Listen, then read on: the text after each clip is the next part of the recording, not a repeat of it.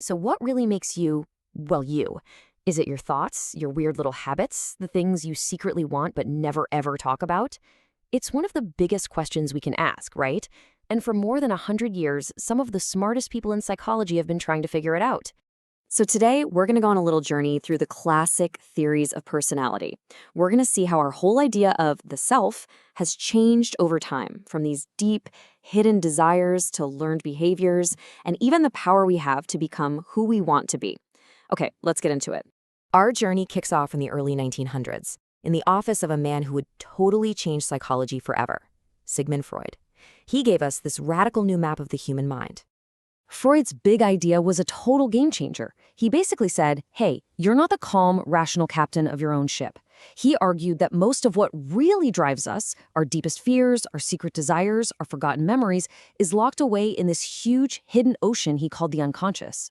And our personality? Well, that's just the result of this constant, stormy battle raging right below the surface. First up in this battle is the id. Just think of the id as that little devil on your shoulder. It's the most primitive, instinctual part of you. It's all about raw, unfiltered desire, hunger, aggression, passion. It runs on what Freud called the pleasure principle, which basically means it wants what it wants and it wants it right now. Now, if the id is pure chaos, the ego is the manager. It's the part of you that actually has to deal with the real world. The ego works on the reality principle, and it's like a referee between the id's crazy demands and what society says is okay. It's the voice in your head that says, okay, yeah, you're hungry, but maybe don't just grab that stranger sandwich. And finally, we have the superego. That's the little angel on your other shoulder. This is your internal moral compass, and it's built from all the rules and ideals you picked up from your parents and from society. It's what makes you feel proud when you do the right thing, and what gives you that nagging feeling of guilt when you break the rules. So for Freud, your entire personality is just this constant tug of war between these three. But, not everyone was buying what Freud was selling. To a new generation of scientists, all his ideas about these invisible mental battles, they felt more like stories than science. They wanted cold, hard facts, things they could actually see, measure, and prove. And that demand for proof, it sparked a revolution.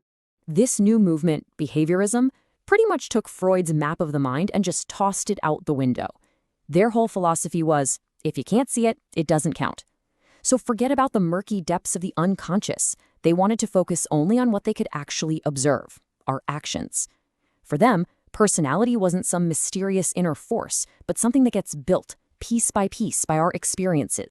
So the difference here is just huge. Psychoanalysis digs deep into your past, looking for hidden motives and conflicts from your childhood. Behaviorism stays right on the surface, looking at your learned habits and how your environment either rewards or punishes you. It's really the difference between asking, why do you feel that way, and asking, what happened that made you act that way? And this quote from Raymond Cattell just nails the whole ambition of the behaviorists. They wanted to turn psychology into a science that could predict things. The idea was, if you could just map out all of someone's past rewards and punishments, you could, in theory, predict everything they were going to do. In this view, you're not a mystery. You're a machine, just the sum of your programming. But the story doesn't stop there. The next wave of thinkers felt that behaviorism, in its mission to be super objective, had kind of thrown the baby out with the bathwater. They had completely ignored the most interesting part about being human, our thoughts. So the pendulum started to swing back.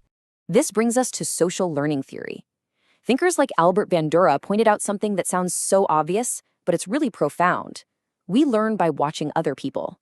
We're not just like rats in a maze, only responding to rewards. We're social creatures. A huge part of who we are comes from observing and imitating others, our parents, our friends, the heroes we see on TV. And here's the really important part they added. Our own thoughts and beliefs matter. Your confidence that you can do something, what Bandura called self-efficacy, can be just as important as your actual talent. This was all part of a bigger shift called the cognitive revolution. The focus went back inside the mind, but this time with a much more scientific approach. The new idea was that our personality is built on our own unique ways of thinking. It's not just what happens to you, it's your interpretation of what happens that really defines you. Okay, so we've seen personality as a product of hidden conflicts and as a set of learned behaviors. But what if we're more than that? What if we actually have the power to choose who we become?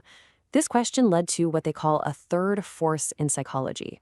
Humanistic psychology was this powerful reaction against what people saw as the negativity of psychoanalysis and the kind of robotic view of behaviorism.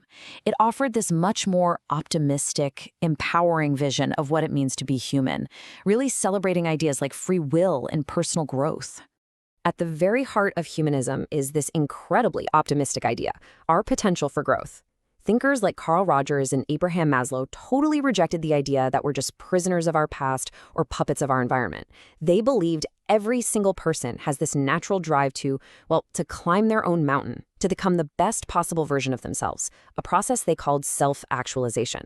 So in this view, personality isn't some fixed thing, but a dynamic journey of growth, and it's fueled by our own choices.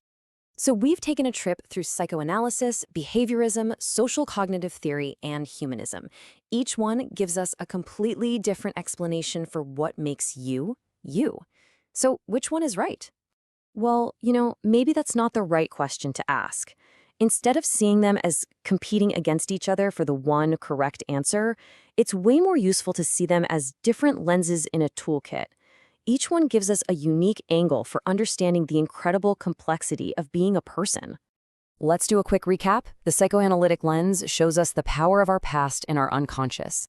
The behaviorist lens highlights how our environment and our habits shape us. The social/cognitive lens puts the focus on our thoughts and how we learn by watching others. And finally, the humanistic lens really zeroes in on our capacity for choice and growth. You see?